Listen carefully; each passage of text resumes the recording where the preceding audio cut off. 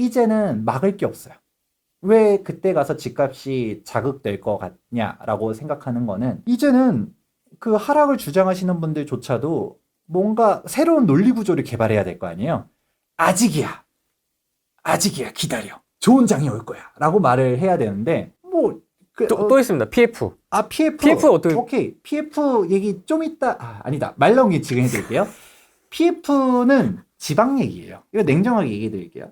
지방 얘기입니다. PF가 터져서 박살이 나면 어디가 힘들까요? 지방이 힘들 거예요. 지금 죽어나고 있습니다. 그럼요. 건설사. 지금도 지방은 힘들어요. 그리고 건설사도 엄청 무너지고 있거든요. 맞습니다. 종합건설사도 있고 전문 건설 업체들은 이미 막 작년에 무슨 800곳이 무너졌다라고 하나? 그렇게 하고 시행사들 박살나는 거는 말할 것도 없고, 참고로 여러분들 시행사, 시공사도 구별 못 하시는 분도 있는데, 시공사가 터져 나가면 책임진공 확약 걸었었던 시공사들이 일단은 자기 돈으로 갖다 박아야 되는데, 그거 떠안다가 답이 안 나오면 무너지는 게 시공사예요. 그러면 시공사가 무너지기 시작했던 거는 진짜 막장이란 얘기인 거예요. 시행사는 먼저 앞에서 들어누운 거고, 그러고 이제 시공사들까지 터져 나가면 그게 이제 금융권으로 전이가 되는 거거든요. 근데 일단 정부가 금융권이 터져 나가는 거는 무조건 막을 거예요.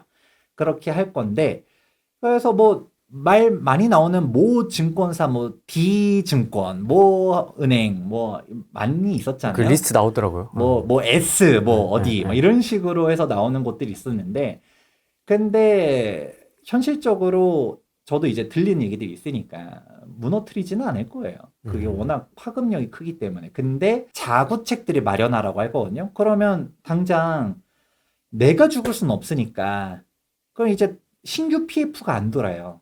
그러니까 지금 현장들 끌고 가던 데들은 다 지금 어려운 건데, 지금 그 어려운 데들 어딜까요? 지방이에요. 왜? 서울은 미분양이 있나요? 서울 지금 분양하면 경쟁률이 장난 아니에요. 경쟁률 지금 100대 1이에요. 경쟁률이 그냥 다 완판이에요. 서울은 요즘 막 건설사들이 경쟁 입찰 안 한다, 뭐 예전처럼 조합이 갑이 아니다라고 하지만, 그래도 서울은 뭐 그 수익 이야기를 하더라도 시공사가 붙긴 붙어요. 요즘 포스코가 살판 났거든요. 예전에 현대, GS, 레미안 들어오면 다 깨졌다가 걔네들이 안 들어가니까 포스코가 지금은 내가 왕인가? 하면서 막 이제 열심히 수주하고 다니고 그러고 있는데, 그런 식으로 갔다가 누구라도 받아가요. 그런 식으로 가는 건데, 지금 지방은 답이 안 나오거든요. 그러면 여기서 알 수 있는 거. PF가 터지면 뭐 건설사들 힘드니까 막 할인 분양하고 쏟아져 나올 거다. 건설사 보유 물량 쏟아져 나올 거다라고 얘기하잖아요. 그런 말을 냉정하게 생각해 보면 서울에 미분양이 없죠? 네. 그러면 미분양은 지방 얘기예요?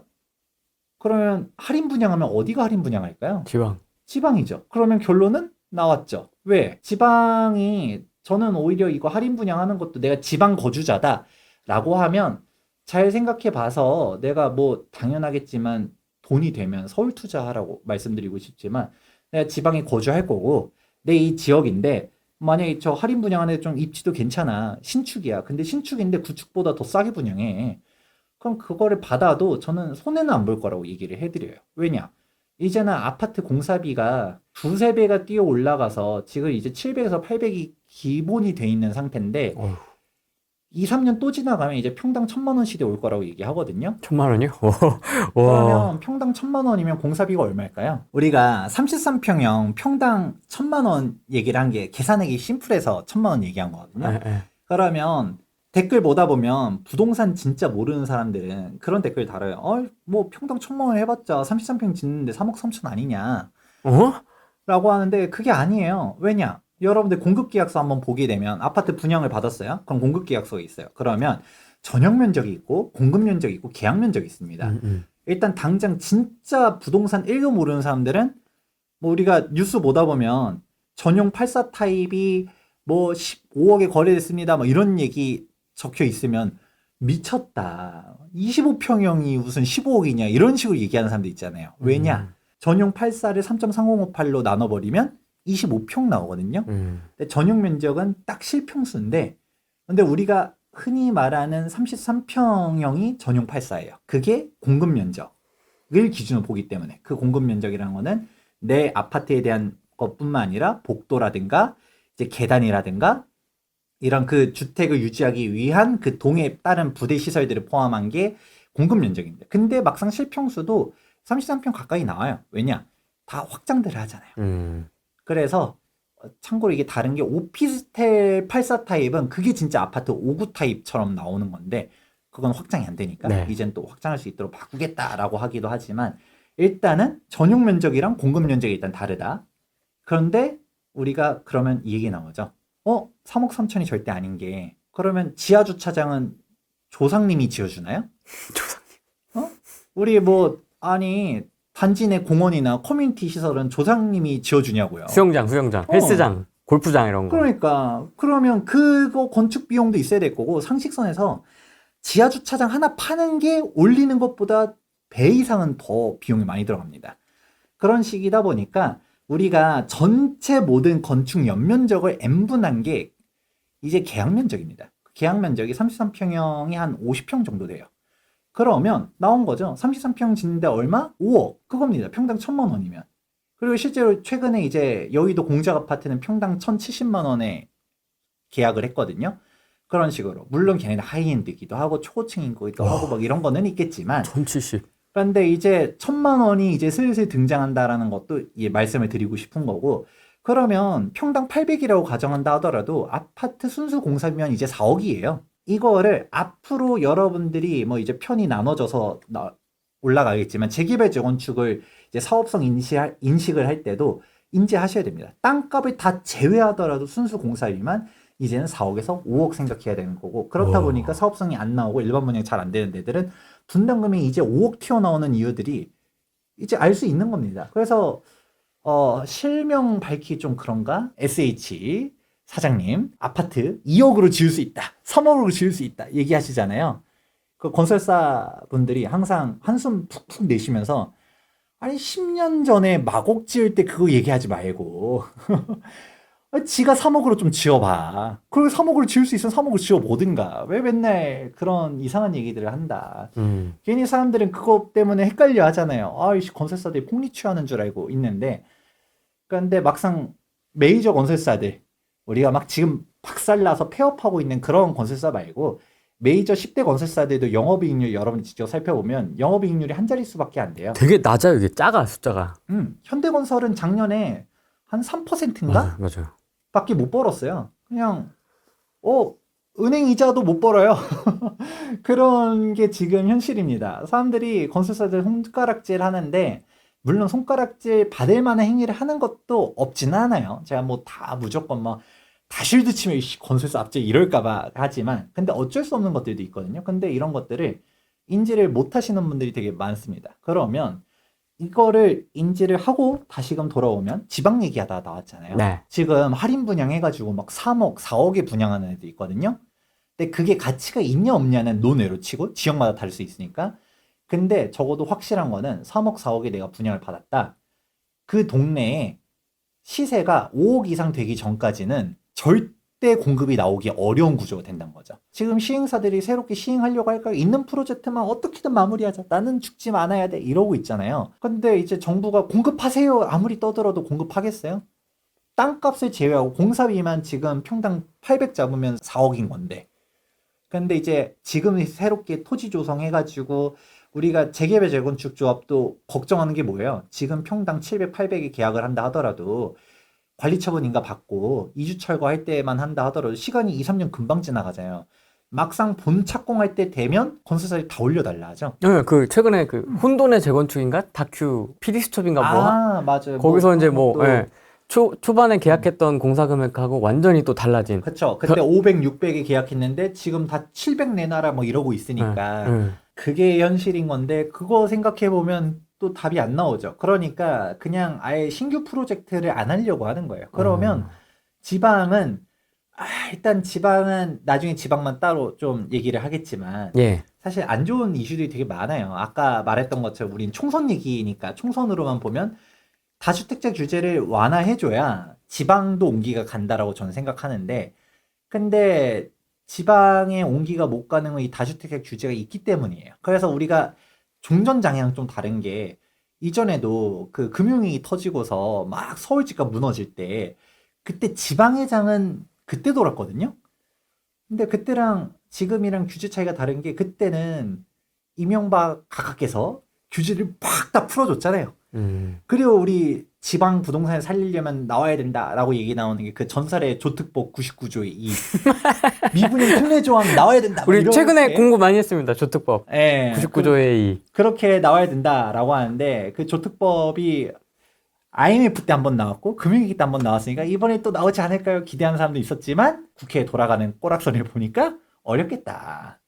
이번에 국토부에서 발표한 거는 그것보다 한참 못 미치나 이게 미분양 대책이야 뭐야 맞아요, 싶은 맞아요. 것들도 그것조차도 이제 통과가 안 되게 생겼으니까 그냥 기대가 없고 그럼 지방은 시장 논리대로 알아서 박살이 나든 말든 알아서 해가 되는 거죠. 그러면 이제 앞으로 공급은 안 나올 거니까 나는 그냥 지방 거주민인데 여기 나름 괜찮은 것 같은데 내가 실소유 목적으로 갖다가 산다라고 하면 적어도 내 집값보다 훨씬 내 분양가보다 더 가격이 높아지기 전까지는 신축이 안 나오니까 그냥 그 동네 대장 타이틀은 대장놀이 할 수 있겠죠. 그러니까 뭐 내가 단기적으로 투자를 바라보는 게 아니라 뭐 그냥 실거주 목적으로 가면 나쁘지 않다라고는 애둘러서 얘기 드리고는 싶고요. 그러면 이 얘기가 왜 나왔어요? PF 얘기 PF에서 지금 나왔잖아요. 여기까지 나왔습니다. 그러니까 PF가 터지면 어떻게 될까요? 지방이 박살나는 거예요. 지방에 내가 죽게 생겼는데 정부는 구원의 손길을 안 내비치고 있고 그나마 지금 막 이자 내면서 막 죽어 나가면서 버티고 있었었는데 보니까 막 뭐야 미분양 대책도 안 나올 것 같아. 그리고 PF 대책 나오는 것도 여러분들이 그냥 언론 기사만 보니까 PF 대책이 또 나오는구나 또 건피하다 건설사 살리는구나 뭐 이러고 있지만 건설사들은 진짜 불만이 많아요. 그거 건설사 살리는 대책 아니에요. 금융권 살리는 대책이거든요. 그 금융권 막 이제 유동성 살린 그런 거지 건설사를 살리는 대책이 절대 아닙니다. 건설 사람들이 맨날 한숨 쉬어요. 맨날 만나보면. 특히 지방을 중점적으로 사업하는 중소업체들은 진짜 언제 죽어도 이상하지 않을 정도로. 그리고 이게 말하기 조금 그렇지만 여러 시절 검색을 해보면 시행사 대표, 건설사 대표들 자사하는 사람들도 등장하고 그러고 있거든요. 그게 진짜 지방은 엄청 어렵습니다.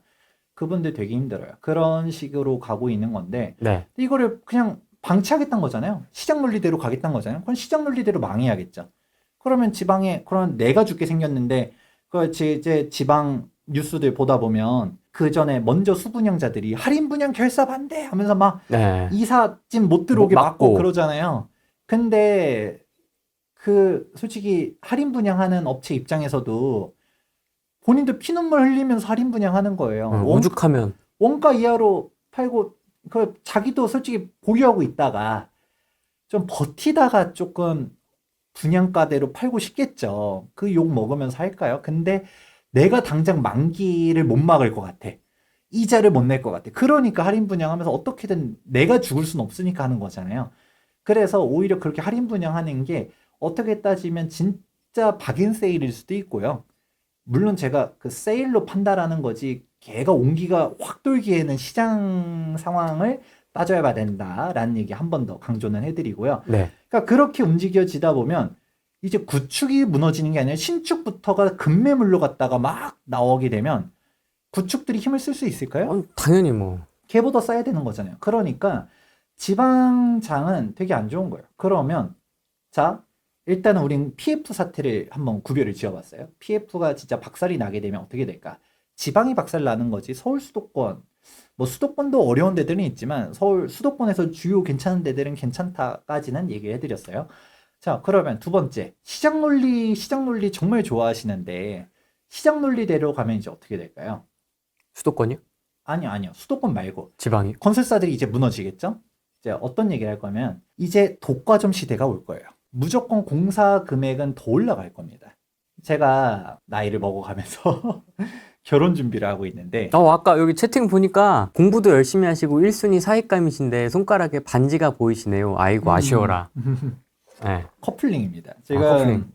내년을 목표로 해서 이제 결혼 준비를 하고 있습니다. 진짜 한숨 나오는 게 왜요? 웨딩 비용이 엄청 높아진 거예요. 여자친구랑 빡세게 서울을- 준비하시는 거 아니에요? 아니요. 제가 내년 중순을 목표로 하고 있기 때문에 아직 1년 남았잖아요. 좀 여유 있게 준비를 하고 있거든요. 네. 근데 예식장도 그렇고 우리 스드메 얘기하잖아요. 저도 들은 게 있어요. 적어도 이제 그 인터넷에서도 이 결혼할 때 잘해야 된다. 결혼할 때 여자친구가 하고 싶다라는 거에 대해서 토를 달고 뭐하고 싸우면 평생 욕먹는다. 얘기를 들은 게 있어서 가능하면 제가 쿨하게 그래 하고 싶은 대로 해라고 말하고 싶거든요. 하고 싶은 대로 해 하는 게 있어요.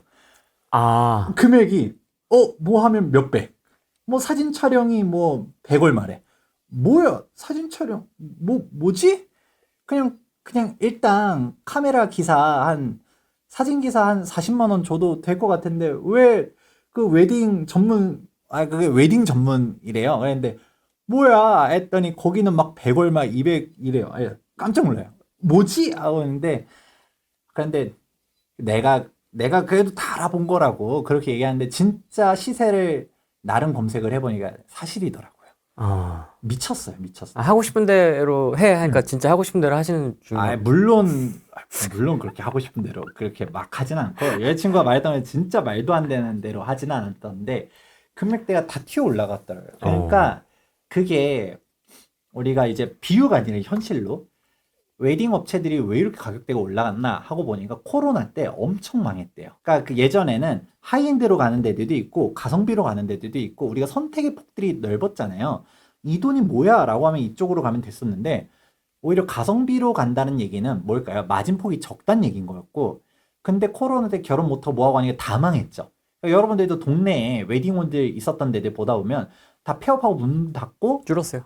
용도 바꾸고 이런 데도 되게 많아요. 맞아요. 팔려나가고 맞아요. 헐고 이런 데도 많은데 그렇다 보니까 이 코로나 시장이 끝났어요. 그랬는데 웨딩 비용은 더 올라갔어. 왜냐? 가성비 업체들이 다 죽었어. 뭐 싫으면 안 할 거야? 이게 되는 거죠. 그 업체도 이제 갑인 거예요. 그냥 가격 결정권은 본인이 쥐고 있고 그리고 저도 솔직히 하고 싶은 얘기들은 있죠. 여자친구한테 이건 좀 아닌데? 예를 들어서 야, 품목 보고. 이 돈이면 저라면 솔직히 이거 뭐 하다 보면 우리가 진짜 뭐 하나 맞추다 보면 급이 그 뭐 쌓이고 하면 이게 몇 천 차이가 나잖아요. 그 정도입니까? 그렇죠. 그러니까 왜냐면 웨딩 홀만 하더라도 이게 장난 아닌 거예요. 그러니까 여자친구가 웨딩홀은 다른 건 조금 합리적으로 해도 웨딩홀은 좀 좋은 데서 하고 싶다라고 하는데 제가 보고서 야 이게 금액이 이게 말이 되냐 라는 게 입 밖으로 이건 솔직히 나왔는데 엄청 막 거의 난상 토론을 했는데 근데 제가 이거 어떻게 이기겠습니까? 그러니까 막 여자친구 논리도 이게 그거예요. 지금 아무것도 아닌 그냥 허접한 데서 해도 3, 4천이다. 응? 지금 결혼하려고 하면 그래요? 뭐 하다 보면 이제 식대랑 뭐랑 다 합치면 이제 3, 4천이에요. 그러면 거기서 하면 물론 이제 플러스 결혼이 될 수는 있겠지만 근데 이제 좋은 데서 하려 했었을 때 거기도 뭐 한 8천이다라고 하면 8천? 물론 이것도 합리적으로 했었을 때입니다. 그게 합리적인지는 전 잘 모르겠지만 그것도 성수기 때 하면 억이 넘어가요. 그러니까 호텔들. 5월이라든지 뭐 그런 성수기 때는 억이 넘어가는데 근데 그렇게 좋은 데서 뭐 한 7, 8천이면 이거 해봤자 3, 4천 차이 아니냐라는 게 여자친구 논리 주장입니다. 그러면 제가 그 3, 4천으로 이게 대출을 갚으면 그러니까 일단은 저는 차에도 관심 없지만 차도 하나 뽑을 수 있는 돈 아닌가라고 생각을 하는데 우리가 그 여성분들의 심리 그 생애 평생 한 번 한다라는 그 결혼이라는 그 마케팅 때문에 제가 또 여기서 제가 강하게 주장해서 하면 평생 욕을 먹겠다라는 생각 때문에 이거는 뭐 어떻게 못 하겠는 거예요. 대단하십니다. 하여튼 아직 현재 진행형입니다만 저는 혼자 살겠습니다. 저는 8천을 때려박을 용기가 없습니다. 저는. 그러니까 그래가지고 저는 이거는 아닌데 싶으면서도 이게 중이 제 머리 못 깎는 거예요. 그러니까 이게 남들 보고는 그 돈 아끼세요. 그 등기를 쳐야죠. 막 이렇게 얘기를 하면서 세금을 그렇게 잘 절약하는데 절세를 기가 막히게 하는데 종부세도 그렇고 다 아껴놨더니만 분산을 엄청 해서 저는 저한테 쓰는 돈이 거의 없어요. 이제 카드값 보면 전 저한테 쓰는 돈이 보면 거의 다 누구 사주고 뭐하고 이런 거지. 저 스스로한테는 보다 보니까 뭐 10만 원, 20만 원도 안 써요. 뭐예요? 그것도 안 쓸 때도 있어요. 저는 제가 뭐 소비를 할 일이 거의 없으니까. 근데 야, 이거 보면서 내가 이렇게 돈을 아껴가지고 이 돈들이 다 어디로 가나 하면서 근데 우리가 마케팅이라고 얘기를 해도 그러니까 어쩔 수 없잖아요. 아무튼 좀 사족이 샜는데 네.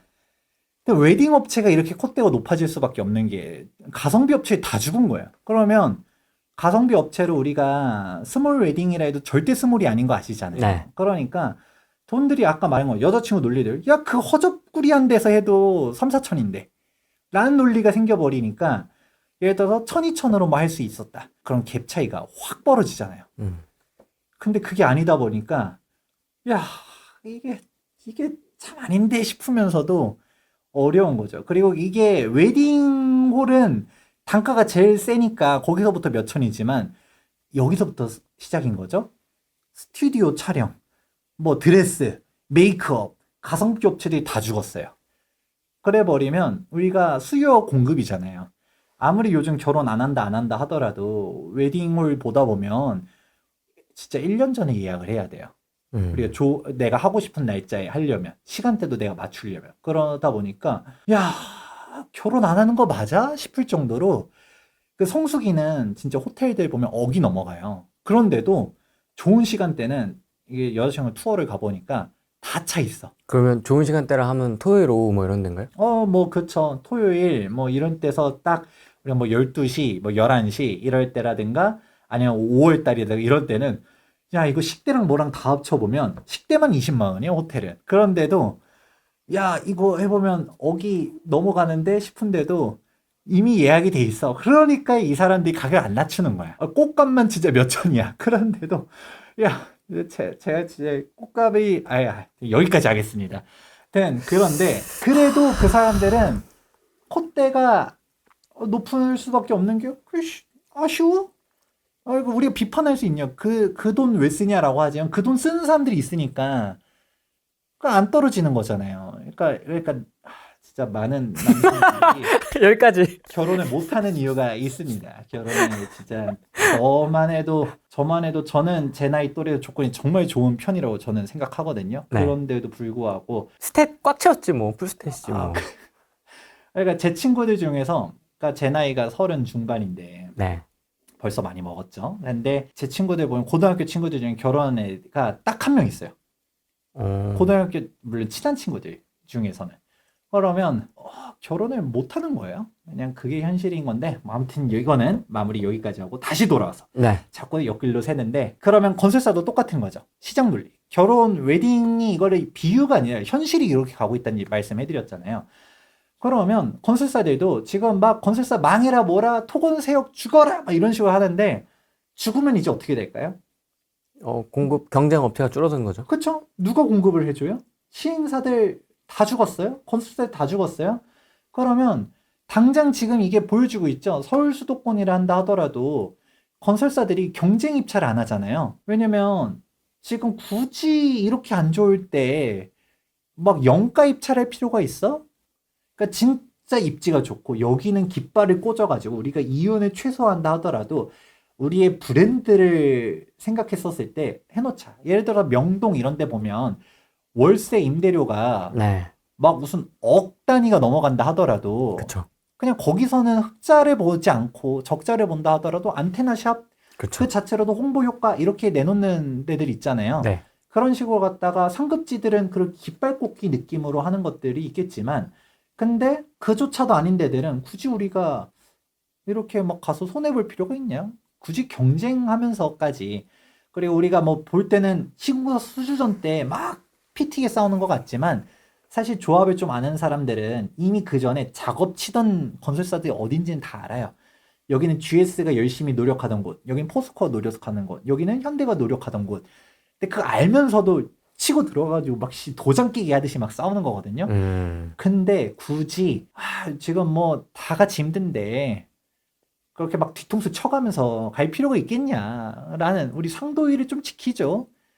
결국 여러분들이 컨소시엄 싫어하잖아요. 그 얘기가 뭐예요? 경쟁이 없어지면 결국 조건은 낮아질 수밖에 없으니까. 그런 식의 논리가 나오는데 요즘 다시 컨소가 등장하더라고요. 지방부터 시작해서. 그런 식으로 갔는데 수도권은 지금 그래도 조합원들이 요즘 컨소의 단점들이 많이 부각됐다 보니까 아까 말한 경쟁 입찰에 대한 부분들도 있겠지만 나중에 브랜드도 좀 애매해지고 애매해지니까. 그리고 뭐 이제 책임 소재 이게 뭔가 하자 나왔을 때 하자 분쟁들도 어렵다 보니까 컨소는 개인적으로도 안 좋다라고 저는 대놓고 얘기를 해요. 근데 이런 부분들이 조금 강화되고 있는 왜냐면 건설사들이 발을 빼니까 그런 식의 움직임들이 나오는 거고 그러면 결국 조합원들 입장에서는 선택의 폭이 없잖아요. 그러니까 결국은 우리가 특정 건설사 언급하기 좀 그러니까 그 건설사가 좋아서 선정을 하겠냐라는 거죠. 안 들어오잖아요. 우리가 막 레미안 오세요, 현대 오세요 하고 싶은데 안 들어오잖아요. 그러니까 조건들이 낮아지는 거고 그게 지금 현실인데 이게 건설사들을 악의 축으로 바라보기 시작하면 아무것도 안 됩니다. 다 죽어나가면 이제 어떻게 될까요? 우리가 그동안은 막 호반, 중흥 개무시했잖아요. 그런데 걔네들이 막 우리도 서울에 수주하고 싶습니다. 하면서 막 우리 600이 지어줄게요. 엄청나게 잘 지어줄게요. 라고 해도 호반 꺼져, 중흥 꺼져 이러잖아요.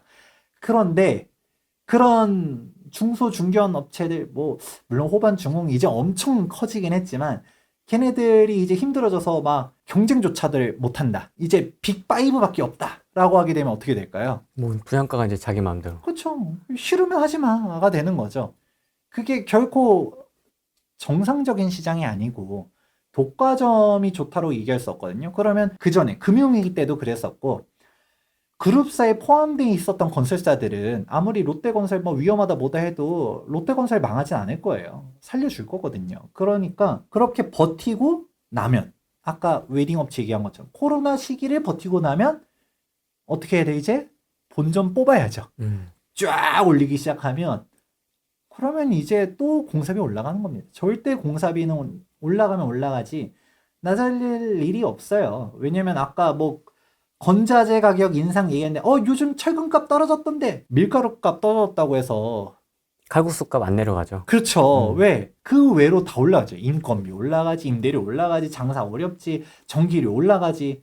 제일 대표적인 게 시멘트 가격이에요. 왜냐면 여러분들 사회과학 시간, 뭐 사회과부도? 아니 뭐지? 예전에?